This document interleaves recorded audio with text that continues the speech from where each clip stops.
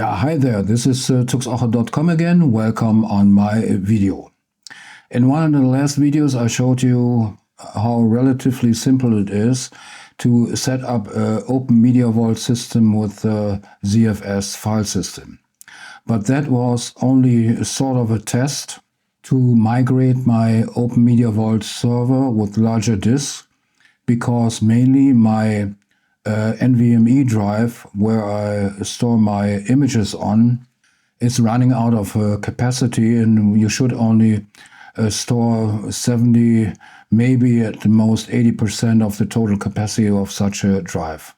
So I tried that, and meanwhile I migrated my Openmediavualt server to a larger pool, which was worked out seamlessly. I did an article on that one, which I link in the video description.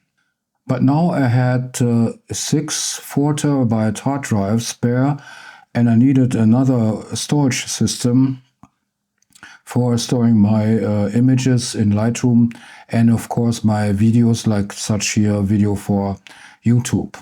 Mainly I would do it in do-it-yourself mode, but when you consider like a Jonsbo N2 and 3 N housing, you need a motherboard, you need RAM, you need a power supply and so on, then you run about 500 to 600 euros, which is not cheap. And that doesn't include, of course, the hard drives.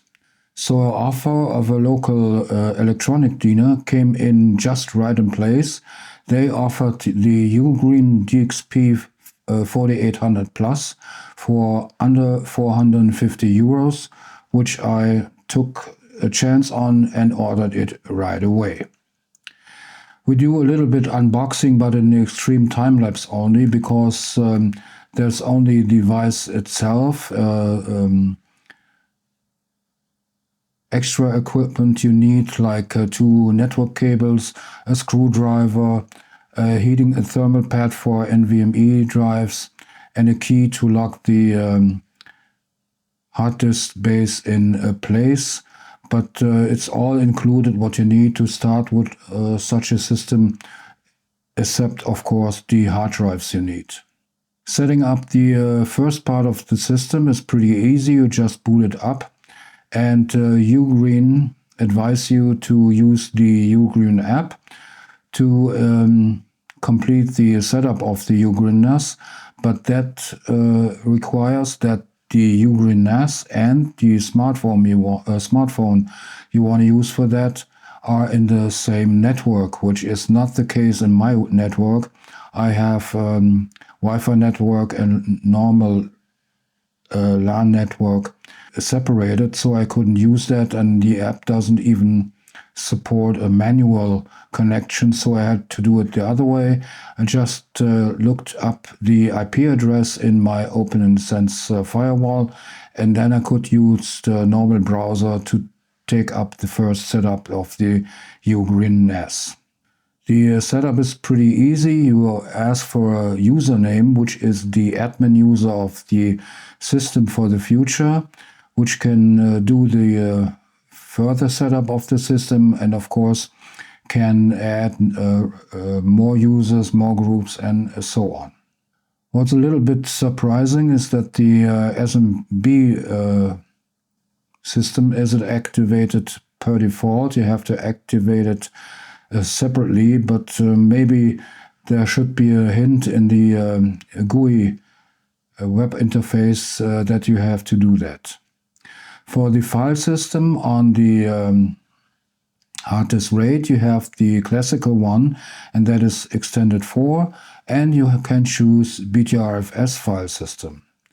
But that, too bad, I then occurred that you are not able to make a snapshot, at least in the GUI web interface. You have to go to the shell, which you can do. You have to enable SSH in the system, and then you can do a snapshot with the BTRFS system. But it would be nice if the web interface would offer a chance like in Proxmox or in Openmediavualt, where you have a terminal at least which you can start from the web interface. Since I have 4 hard drives here, I choose a classical RAID 5 setup. So the capacity, better to say, from one drive is used for parity. So here I have roughly 11 terabyte for usable data. The setup of the RAID 5 took about 10 hours, I guess, because I don't know the exact time, because I did run that overnight. That is cinching the RAID within the system, and then you could start the testing. And since I've upgraded my network completely to a 2.5 gigabit network, I started with a test in Crytal Diskmark, and here I got transfer speeds of around 295 megabyte per second, and that is about the maximum you can expect in such a network. And it's a pretty good value for such a system. The Blackmagic speed test, which generates other tests, which I use usually for data using DaVinci Resolve to edit your video files from such a system, gives you results of around 200 megabyte or 210 megabyte per second, but that should be sufficient for editing video files on the system. Of course, I used or I did iPerf3 test on the system, and there was a little bit funny depending on which LAN adapter I was using. I did that on the standard Intel V226 adapter. I get around 2.3 gigabyte per second, which is a normal value for a 2.5 gigabit network. But on the other hand, when I use the USB-C or USB-C network adapter, which is supported by a Realtek chip, I don't know the number, you only get around 1.7 or 1.8 gigabyte per second. But more practical, I generated a mix of a lot of files.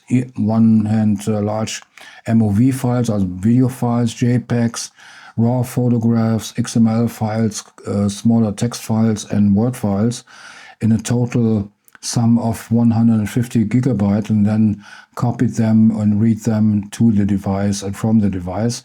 And there I got around 260 megabyte per second, which is a decent result for such a device. If you run such a device 24/7, it's also important the power consumption on the device, and I measured that too. The system is fully used with 4 terabyte drives, and under normal conditions, I get around approximately 33 to 34 watts, which is a pretty good value for this. And under a heavy load, like copying files or so on, you get maybe 39 to 45 watts, which is either a pretty good value. And there is a setting in the UGAS operating system where you can idle the hard disk drive. The shortest time you can set there is 10 minutes, which is okay, of course, and I did that.